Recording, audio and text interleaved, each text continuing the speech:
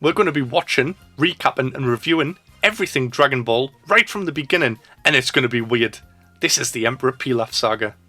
We start off on Mount Paus, where we meet Goku, a strange monkey boy who lives alone and knows martial arts, and he can punch trees to bits. Only company that he has is a small orange ball known as a Dragon Ball, which he calls Grandpa. This is because his grandpa left him it before he was killed by a giant monster. Every day, Goku goes out, punches some trees and kicks some random animals to death and eats them. On his way from kicking a fish to death, he gets run over by a car, driven by a young girl called Bulma. Goku gets up and tries to fight the car, and Bulma, not satisfied with just running over this small child, pulls a gun and shoots him in the face. Goku decides to let her off because she's a girl and he's never met one before. And his pervy grandpa said, "Always be nice to girls." So Goku invites her back to his place, where she spots the Dragon Ball and says, "You can touch my bum if I can have your Dragon Ball." But Goku's no perv, so he just agrees to join her on her adventure. She explains that there are 7 to collect, and when the Dragon Balls come together, a huge dragon comes out and grants a wish. So off the set, and immediately, Bulma gets kidnapped by a dinosaur. Luckily, Goku's years of abusing animals comes in handy, and he breaks its skull and saves Bulma. Unfortunately, Bulma pisses herself in all the commotion and doesn't even bother to change her clothes afterwards.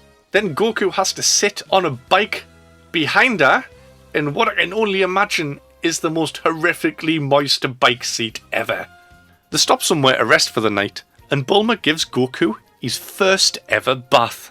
He tries to repay the favour by coming in whilst she's having a bath and offers to scrub her clean. Now this move doesn't work in real life, trust us. Bulma gets pretty annoyed and just starts throwing everything she can at Goku till he leaves. So Goku decides to go for a walk, because it's been ages since he's kicked anything to death. While he's out, he meets Mai and Shu, henchmen of the evil Emperor Pilaf, who's also searching for the Dragon Balls. Lucky for them, Goku gets distracted by a pack of wolves that show up, and he doesn't hold back, and before you know it, he's kicked a ton of them to death, and he's carrying one home to eat. Bedtime comes around, and Bulma refuses to let Goku sleep with his head lying on her crotch, just like Grandpa Gohan made him do. What the hell, Grandpa Gohan? So Goku lies on the floor, waits till she's asleep, and then puts his head in her crotch, realises there's no bulge there, and takes her knickers off. It is all innocent, like he doesn't know what he's doing, and he freaks out that there's nothing in there, and starts screaming that the balls are missing. Bulma thinks he means the Dragon Balls and wakes up and runs over to check them, and she's like, "Ah, silly Goku, the Dragon Balls are still here." The next day, they set off again. As Goku's having his morning exercises, he comes across a giant turtle.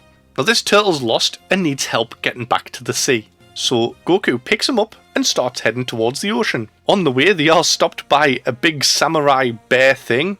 Goku, seeing an animal, kicks the shit out of it. In exchange for returning Turtle to the sea, he swims off and brings back an old man, known as the Turtle Hermit. This old man gives Goku a flying cloud that he can ride as a reward. Whilst Goku's flying around, Bulma notices that the old man owns a Dragon Ball and asks for it. This absolute creep of a man, "Oh, you can have it if I can see your knickers." She reluctantly agrees because they really do need this Dragon Ball.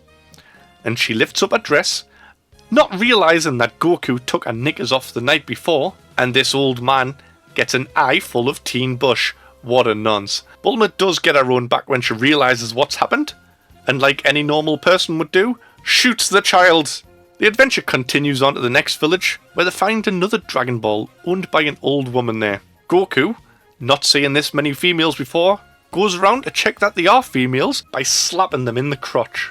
This is a normal greeting in Newcastle, so people here won't be surprised. Anyway, they make a deal to save the village from an evil monster called Oolong in exchange for the ball. Luckily, Oolong is just a weak little shape-shifting pig that wants to see some boobs, so keeps kidnapping girls, and once people find out that he's just a pig, they're not scared of him anymore. Instead of just locking him up for kidnapping and terrorising the village, Bulma does what any normal person would do. Take him hostage and drug him with a special drug that if you whistle, it makes you aggressively shit yourself. Next, they have to cross a vast desert and encounter a bandit called Yamcha, who's accompanied by a shape-shifting cat called Pwa. Pwa was bullied by Oolong back in school, so these guys definitely aren't going to get on. Goku and Yamcha have a fight, but Yamcha spots Bulma and is absolutely terrified of girls, so he runs away. Once the gang have set up for the night, Oolong drugs Goku and Bulma with the plans of touching up Bulma when she's gone to sleep. This first saga is just cursed, isn't it? Luckily, Yamcha was spying on them, found out about the Dragon Balls, and breaks in to steal them, so Oolong doesn't get his chance to be a perv. Luckily, Yamcha doesn't get his hands on the Dragon Balls either, because he lifted up a blanket and there's naked Bulma passed out asleep. He gets the fright of his life and runs away again. Goku and the others wake up the next day and carry on to Mount Frypan, a village surrounding a mountain that's on fire. At the top of the mountain is the castle of the Ox King. Yamcha has begun following the gang at this point, and he's encountered a small child running round in her knickers. Now this girl's being chased by a T-Rex, but she's a lot more competent than it seems, because she takes this knife thing out of her helmet, decapitates the T-Rex, and then laser beams it into oblivion. She then spots Yamcha, tries to do the same to him, but he's got no problem with punching a child in the face, so he knocks her out. I also think this might be one of the only fights Yamcha wins in the whole franchise of Dragon Ball. So back to Goku. He's trying to get into this castle by flying down on his cloud to get in and take the Dragon Ball. But the Ox King shows up, unhappy that someone's trying to steal his things, and him and Goku end up in a fight. Goku's attacks aren't doing anything to him, but the Ox King recognises the cloud and Goku's Noibo staff and stops the fight. Apparently Ox King was friends with Grandpa Gohan, who used to own the Noibo staff, and they were both taught by someone called Mutant Roshi.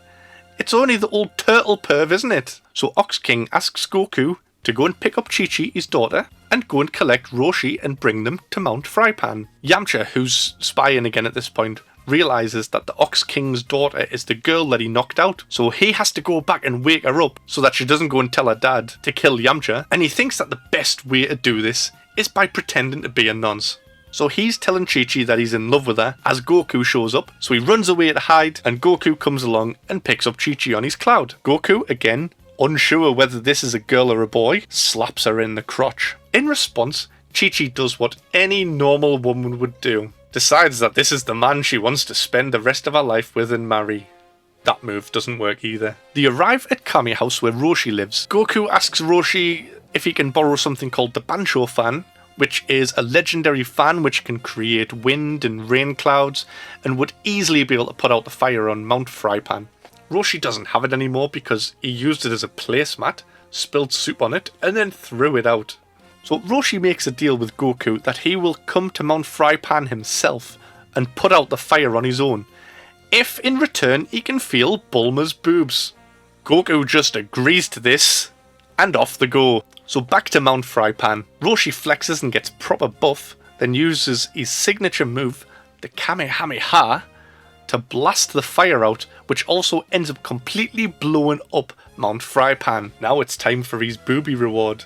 Bulma's not happy with this, but her plan is to make Oolong turn into her, using his shape-shifting ability, and let Roshi just have a bit of a feel.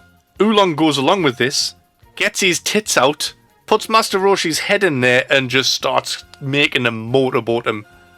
The next village that they arrive at is being terrorized by the Rabbit Gang. And if you guys have been listening, you should already know, Goku's going to have no problem beating up people dressed as animals. The leader of the Rabbit Gang shows up, and he's an actual rabbit that's also a kung fu master that can also turn people into carrots. So he turns Bulma into a carrot anyway.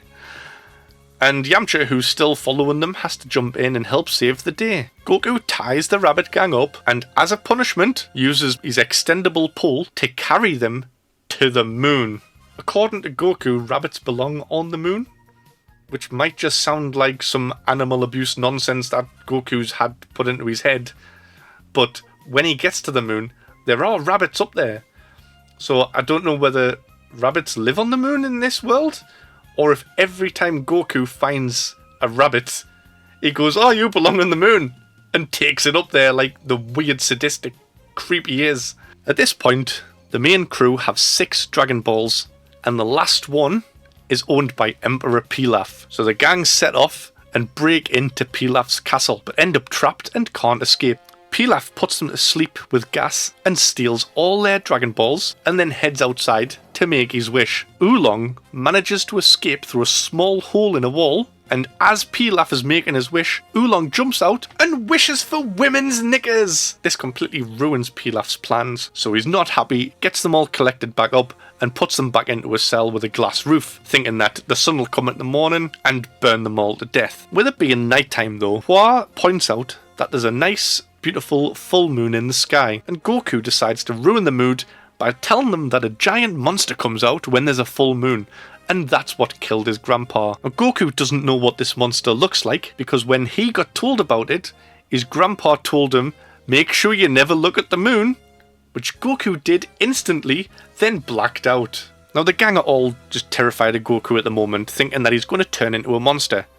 So Bulma does the most logical thing and points directly at the moon and says, Goku, don't look at that, which makes him turn around and look at the moon. This makes Goku turn into a giant ape. The good news is that because he's grown so big, all of the walls around him break and everyone becomes free. Ape Goku just has no control whatsoever and just starts smashing everything he sees. Pilaf, Mai and Shu start trying to run away, and Goku's friends all team up and chop off Goku's tail, because that's his weak point. So Puar turns into a giant pair of scissors and just slices away. Goku shrinks back down to size and turns back to normal. The next day, Goku wakes up and sees all of this damage from the night before, and decides if there's still people out there that can do this kind of damage, he needs to train more. With the first adventure all done and settled, the gang part ways.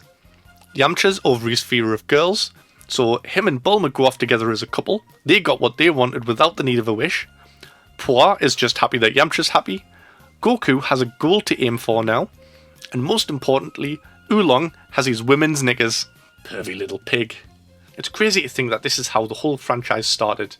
It's very adventure heavy, it's got more humour, and there's not as much action as compared to what people know from the later seasons in Dragon Ball Z. But I still enjoyed it. I wouldn't recommend letting your children watch it, because it's very inappropriate. There's a lot of pervy jokes. Goku has his dick out in like the first 5 episodes or something. But, like I said, I did enjoy it. I wouldn't recommend starting with this. Most people seem to start with Dragon Ball Z, fall in love with the show, and then go back to see how it all started.